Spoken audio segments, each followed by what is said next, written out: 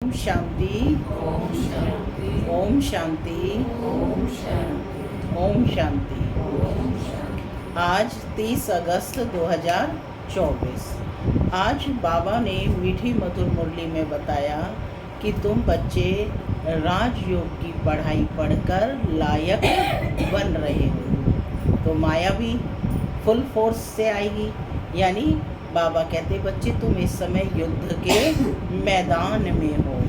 अब युद्ध के मैदान में जब युद्ध चलती है तो वह क्या करेगी? माया बाबा की याद से हटाएगी। स्वप्न भी आएंगे, सारी रात संकल्पों में नींद भी फिट जाएगी। यानी हर प्रकार की परिस्थितियाँ आएंगी, लेकिन बाबा कहते ये आएंगी अवश्य। परीक्षाएं हैं ना, तूफान आएंगे और आएंगे भी, स्वप्न भी आएंगे। तो इन सब के होते हुए भी तुम्हें हठ योग नहीं करना है, अपने श्वास को बंद नहीं करना है, तुम्हें बस बाबा की याद में रहना है। तो बाबा कहते कि तुम्हें खुशी होनी चाहिए कि दुख को हरने वाला, सुख देने वाला बाबा आया है। और बाबा बच्चों को क्या बना रहे हैं? खुशबूदार फूल बना रहे हैं। बाबा को पता है कि परिस्थितियां आएंगी, तभी तो बच्चे जो हैं क्या होंगे? स्थिति ऊपर नीचे हुई तो नंबरवार बनेंगे, है ना? क्योंकि सतयुग की राजधानी स्थापन हो रही है और राजधानी में सभी होंगे। तो कोशिश ये करनी है कि खुद भी याद करना है और औरों को भी याद दिलाना है। सुनते हैं आज के डायरेक्ट ईश्वरीय महावाक्य। ओम शांति।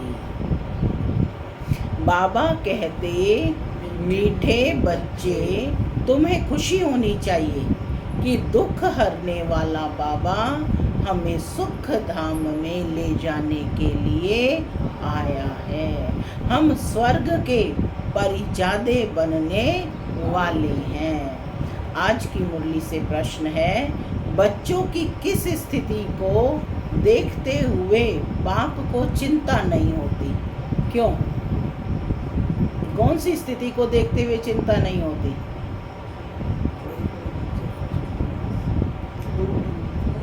बाबा कहते कोई कोई बच्चे फर्स्ट क्लास खुशबूदार फूल हैं, कोई में जरा भी खुशबू नहीं है, कोई की अवस्था बहुत अच्छी रहती, कोई माया के तूफानों से हार खा लेते। यह सब देखते हुए भी बाप को चिंता नहीं होती, क्योंकि बाप जानते हैं यह सतयुग की राजधानी स्थापन हो रही है। फिर भी बाप बच्चों को शिक्षा देते हैं, बच्चे जितना हो सके याद में रहो। माने सब तो एक जैसे नहीं होंगे ना, तो बाबा शिक्षा दे रहे हैं कि जितना हो सके याद में रहो, माया के तूफानों से डरो नहीं। ओम शांति। माना मैं आत्मा शांत स्वरूप हूँ, शांति मेरा स्वधर्म है। बाबा कहते मीठे बच्चे अब घर वापस जाना है। घर जाना है तो तैयारी करनी है, यानी पढ़ाई रोज पढ़नी है। बाबा कहते मीठे ते मीठा बेहद का बाप मीठे मीठे बच्चों को बैठ समझाते हैं। यह तो समझते हो ना कि बहुत मीठा मीठा बाप है। कैसा है बाप? मीठा मीठा। फिर शिक्षा देने वाला टीचर भी बहुत मीठा मीठा है। देखो कितने प्यार से पढ़ाता है, हर चीज़ की समझानी देता है। यहाँ तुम जब बैठते हो तो यह याद होना चाहिए बहुत मीठा मीठा बाबा है, उनसे स्वर्ग का वर्षा मिलना है। यहाँ तो वैशाल्य में बैठे हो, कितना मीठा बाप है, वह खुशी दिल में होनी चाहिए। बाप हमको आधा कल्प सुख धाम में ले जाने वाला है, दुख हरने वाला है। एक तो ऐसा बाबा है, फिर बाबा टीचर भी बनते हैं, है ना? एक तो ऐसा बाबा है यानी बाप है, फिर बाबा टीचर भी बनते हैं। हमको सारे सृष्टि का राज समझाते हैं। क्या समझाते हैं? सारे सृष्टि का राज टीचर बनकर हमको समझाते हैं, जो और कोई नहीं समझा सकते। यह चक्र कैसे फिरता है, 84 जन्म कैसे पास होते हैं, यह सारा चपटी में समझाते हैं, फिर साथ में भी ले जाएंगे।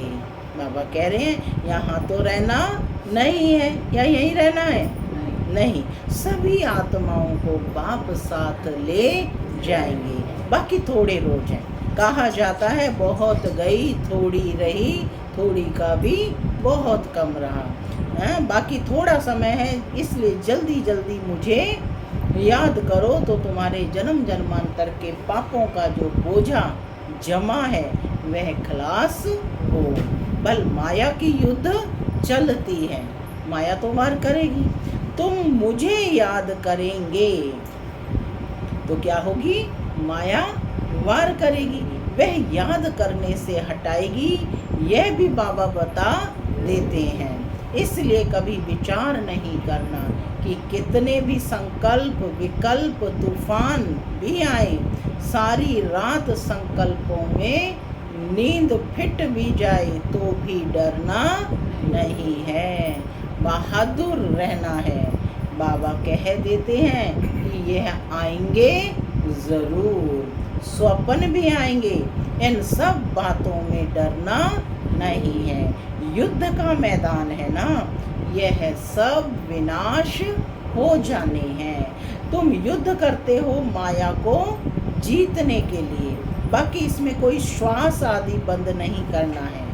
आत्मा जब शरीर में होती है तो श्वास चलता है, इसमें श्वास आदि बंद करने की भी कोशिश नहीं करनी है। हठ योग आदि में कितनी तकलीफ करते हैं, बाबा को तो अनुभव है। बाबा को किसको? ब्रह्मा बाबा को अनुभव है। थोड़ा थोड़ा सीखते थे, परंतु फुर्सत भी हो ना, है ना। योग आदि सीखने की भी, हठ योग सीखने के लिए भी तो समय चाहिए। जैसे आजकल तुमको कहते हैं ज्ञान तो अच्छा है, परंतु फुर्सत कहाँ, इतने कारखाने हैं, यह है। तुमको बाप कहते हैं मीठे मीठे बच्चों, एक तो बाप को याद करो और चक्र याद करो, बस बाप को याद करो और चक्र को याद करो, बस। क्या यह डिफिकल्ट है? पूछ रहे हैं बाबा, ये मुश्किल है? नहीं। सत्युग त्रेता में इन्हों का राज्य था, फिर इस्लामी बौद्धि आदि की वृद्धि होती गई, वे अपने धर्म को भूल गए, अपने को देवी देवता कह ना सके क्योंकि अपवित्र बन पड़े। देवताएं तो पवित्र थे, ड्रामा के प्लान अनुसार फिर वे हिंदू कहलाने लग पड़ते हैं। वास्तव में हिंदू धर्म तो है नहीं, हिंदुस्तान तो नाम बाद में पड़ा, असली नाम भारत है। कहते हैं भारत माताओं की जय, ऐसे कहते हैं कभी हिंदुस्तान की माताओं की जय? भारत माताओं की जय। हिंदुस्तान की माताएं थोड़े ही कहते हैं, भारत में ही इन देवताओं का राज्य था, भारत की ही महिमा करते हैं। तो बाप बच्चों को सिखला रहे हैं बाप को कैसे याद करना है। बाप आए ही हैं घर ले चलने के लिए। किसको घर ले जाएंगे? आत्माओं को। तुम जितना बाप को याद करते हो उतना तुम पवित्र बनते हो, पवित्र बनते जाएंगे तो फिर सजा भी नहीं खाएंगे। अगर सजाएं खाई तो पद कम हो जाएगा, इसलिए जितना याद करेंगे उतना विकर्म विनाश होते रहेंगे। बहुत बच्चे हैं जो याद कर नहीं सकते, तंग होकर छोड़ देते हैं, युद्ध करते नहीं हैं। ऐसे भी हैं, समझा जाता है राजधानी स्थापन होनी है, नापास भी बहुत होंगे, गरीब प्रजा भी चाहिए ना। बल वहाँ दुख नहीं होता, परंतु गरीब और साहूकार तो हर हालत में होंगे। यह है कलयुग, और यहाँ साहूकार व गरीब दोनों दुख भोगते हैं। वहाँ दोनों सुखी रहते हैं, परंतु गरीब साहूकार की भासना तो रहेगी। दुख का नाम नहीं होगा, बाकी नंबरवार तो होते ही हैं। माने कोई रोग नहीं, आयु भी बड़ी होती है। इस दुख धाम को भूल जाते हैं। सतयुग में तुमको दुख याद भी नहीं होगा। दुख धाम और सुख धाम की याद अभी बाप दिलाते हैं। माने इस समय दोनों चीज़ें बाबा ना याद दिलाते हैं। मनुष्य कहते हैं स्वर्ग था, परंतु कब था, कब था, कैसे था, कुछ नहीं जानते। लाखों वर्ष की बात तो कोई को भी याद ना आ सके। बाप कहते हैं कल तुमको सुख था, कल फिर होगा। तो यहाँ बैठ फूलों को देखते हैं, यह अच्छा फूल है, यह इस प्रकार की मेहनत करते हैं, ये स्थैर्यम नहीं है, यह है पत्थर बुद्धि है। बाप को कोई बात की चिंता नहीं रहती। हाँ, समझते हैं बच्चे जल्दी जल्दी पढ़कर साहूकार हो जाएं। पढ़ाना भी है, पढ़ना भी है और पढ़ाना भी है। बच्चे तो बने हैं ना, परंतु जल्दी पढ़कर होशियार हों। और वह भी कहाँ तक पढ़ते और पढ़ाते हैं, कैसे फूल हैं, यह बाप बैठ देखते हैं। क्योंकि यह है चैतन्य फूलों का बगीचा। फूलों को देखते भी कितनी खुशी होती है। बच्चे खुद भी समझते हैं बाबा स्वर्ग का वर्षा देते हैं। बाप को याद करते रहेंगे तो पाप कटते जाएंगे, नहीं तो सजा खाकर फिर पद पाएंगे। उसको कहा जाता है मानी और मोचरा। बाप को याद करो तो जन्म जन्मांतर के पाप कट जाएं। चक्र को जानना भी है, चक्र फिरता रहता, कब बंद नहीं होता। जूं मिसल चलता रहता है, जूं सबसे आहिस्ता चलती है। यह बेहद का ड्रामा भी बहुत आहिस्ते आहिस्ते चलता है। टिक टिक होती रहती है। 5000 वर्ष में सेकंड्स मिनट कितने होते हैं, वह हिसाब भी बच्चों ने निकाल कर भेजा है। लाखों वर्ष की बात होती तो कोई भी हिसाब निकाल ना सके। निकाल सकते हैं क्या लाखों वर्ष का? तो बाबा कहते कोई भी हिसाब निकाल ना सके। यहाँ बाप और बच्चे बैठे हैं। बाबा एक एक को बैठ देखते हैं, ये बाबा को कितना याद करते हैं। बाबा एक एक बच्चे को देख रहे हैं, कितना ज्ञान उठाया है, औरों को कितना समझाते हैं। है बहुत सहज, सिर्फ बाप का परिचय दो। क्या कहा बाबा ने? है बहुत सहज, सिर्फ बाप का परिचय दो। बैज तो बच्चों के पास है ही। बैज है किस किस के पास है? हाथ खड़ा करो। सबके पास बैज लगा हुआ है, ठीक है। तो बैज तो बच्चों के पास है ही। बोलो, यह है शिव बाबा। काशी में जाओ तो भी शिव बाबा कह याद करते, रड़ी मारते हैं। तुम हो सालीग्राम। आत्मा बिल्कुल छोटा सितारा है, उसमें कितना पार्ट भरा हुआ है। आत्मा घटती बढ़ती नहीं, विनाश नहीं होती। आत्मा तो अविनाशी है, उसमें ड्रामा का सारा पार्ट भरा हुआ है। हीरा सबसे मजबूत होता है, उस जैसा सख्त पत्थर कोई होता नहीं। जोहरी लोग जानते हैं। आत्मा का विचार करो, कितनी छोटी है, उसमें कितना पार्ट भरा हुआ है। कितना पार्ट भरा हुआ है? 84 जन्मों का पार्ट भरा हुआ है, जो कभी भी घिसता नहीं। दूसरी आत्मा होती नहीं। इस दुनिया में ऐसा कोई मनुष्य नहीं जिसको हम बाप, टीचर, सतगुरु कहें। यह एक बेहद का बाप है, शिक्षक है, सबको शिक्षा देते हैं। मन मनाभव, अर्थात मन को मेरे साथ लगाओ। तुमको भी कहते हैं कि कोई धर्म वाले मिले उनको कहो अल्लाह को याद करते हो ना। आत्माएं सब भाई भाई हैं। अब बाप शिक्षा देते हैं कि मामेकम याद करो तो विकर्म विनाश होंगे। बाप ही पतित पावन है। ये किसने कहा? आत्मा ने। मनुष्य भल गाते हैं परंतु अर्थ नहीं समझते हैं। बाप कहते हैं तुम सब सीताएं हो। कौन बैठी हो? सब सीताएं हो। मैं हूँ राम। सब भक्तों का सदगति दाता मैं हूँ। सबकी सदगति कर देते हैं। बाकी सब मुक्ति धाम में चले जाते हैं। सतयुग में दूसरा कोई होता नहीं, सिर्फ हम ही होते हैं, क्योंकि हम ही बाप से वर्षा लेते हैं। यहाँ तो देखो कितने ढेर के ढेर मंदिर हैं, कितनी बड़ी दुनिया है, क्या क्या चीज़ें हैं। वहाँ यह कुछ भी नहीं होगा। ये मंदिर आदि वहाँ होंगे क्योंकि घर ही शिवालय होगा। शिव बाबा द्वारा स्थापन किया हुआ देवताओं के घर शिवालय ही कहलाएंगे।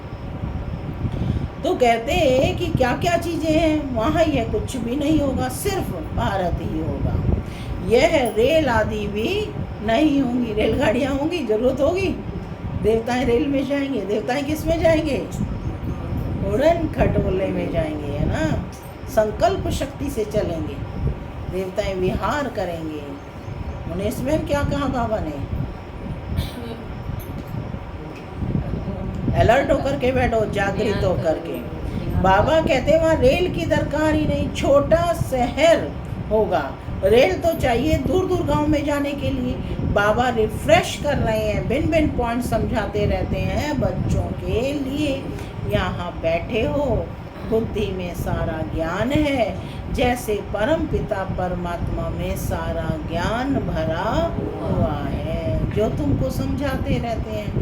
ऊंच ते ऊंच शांति धाम में रहने वाला शांति का सागर बाप है।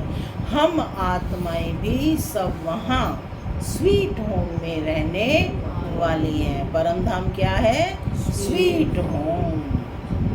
शांति के लिए मनुष्य कितना माथा मारते हैं। साधु लोग भी कहते हैं मन को शांति कैसे मिले, क्या क्या युक्ति रचते हैं।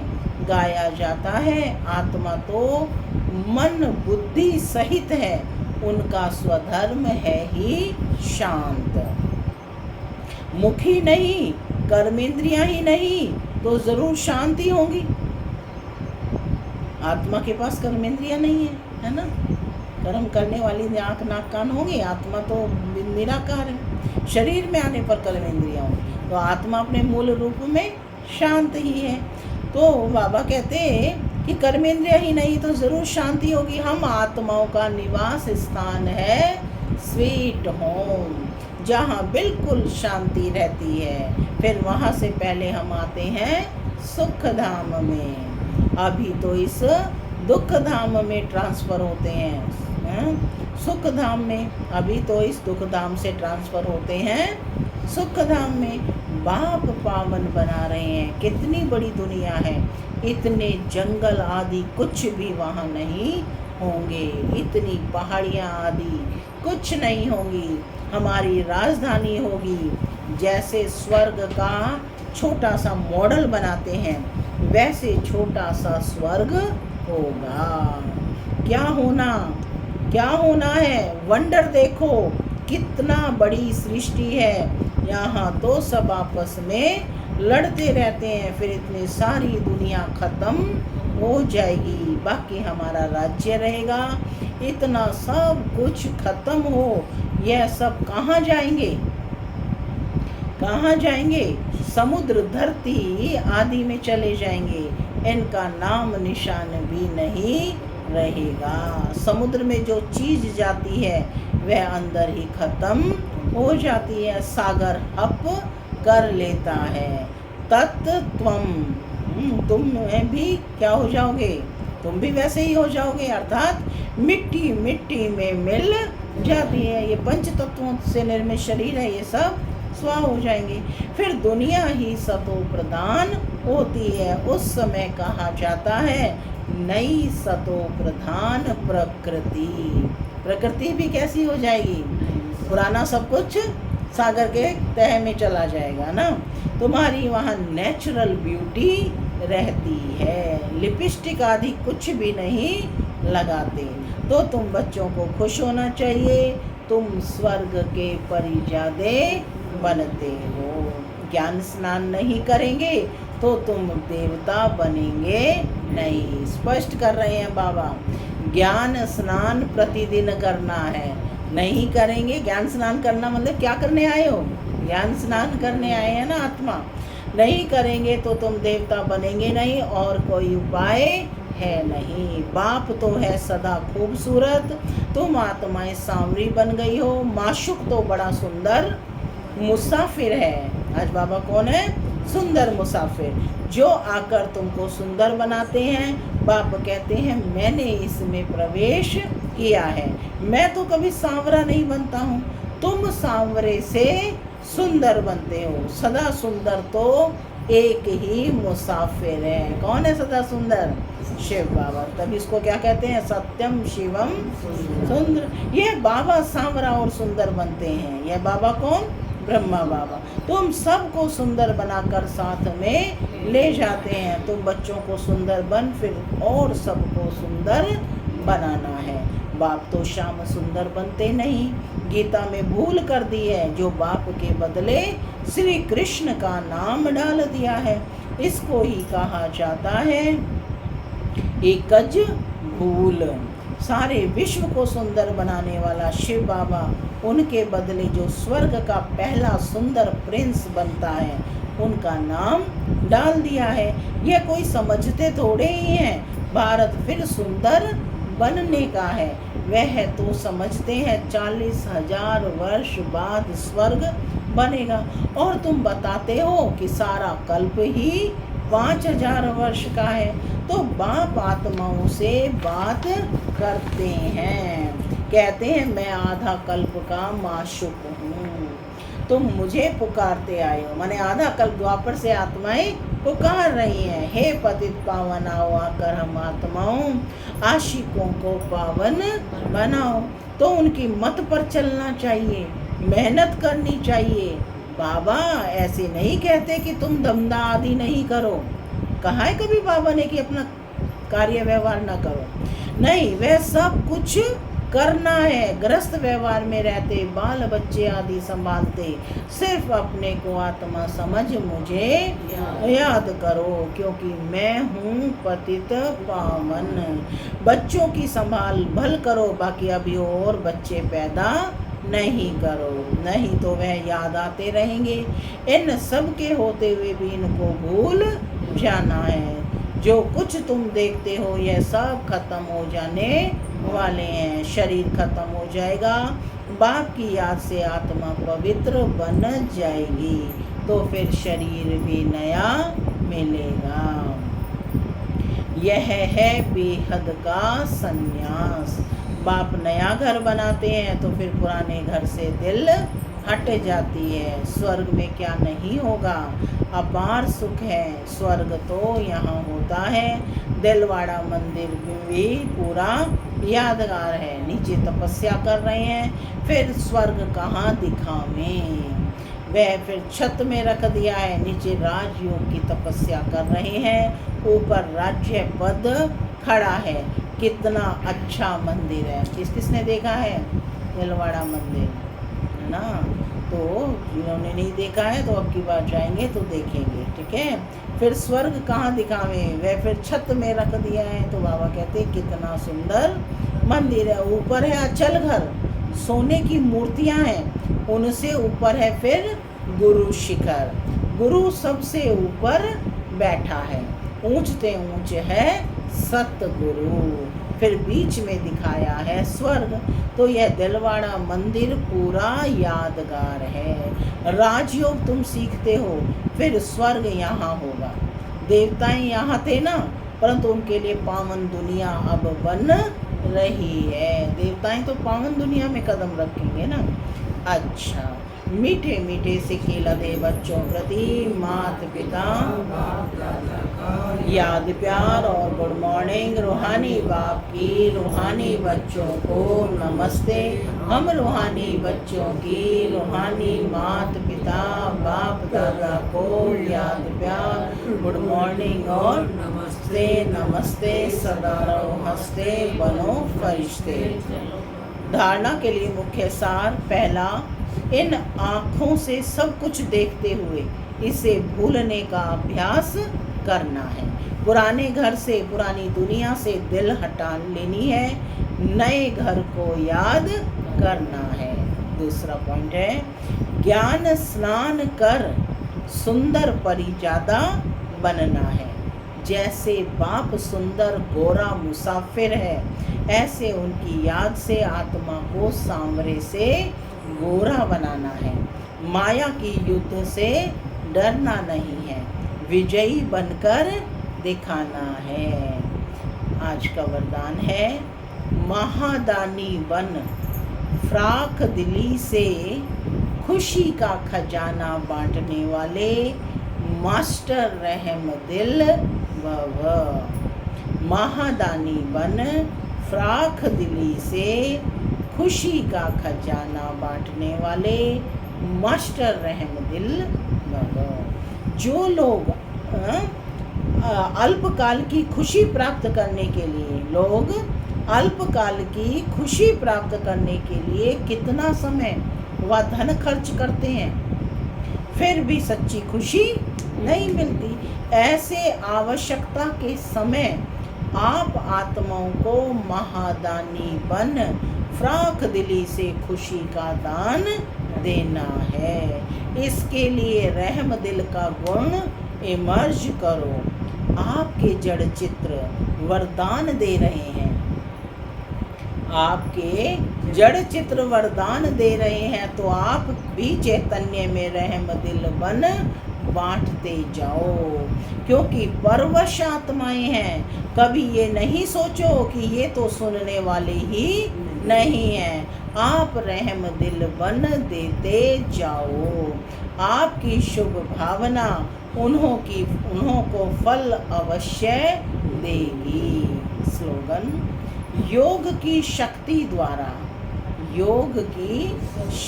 द्वारा हर कर्मेंद्रियों को ऑर्डर में चलाने वाले ही स्वराज्य अधिकारी हैं।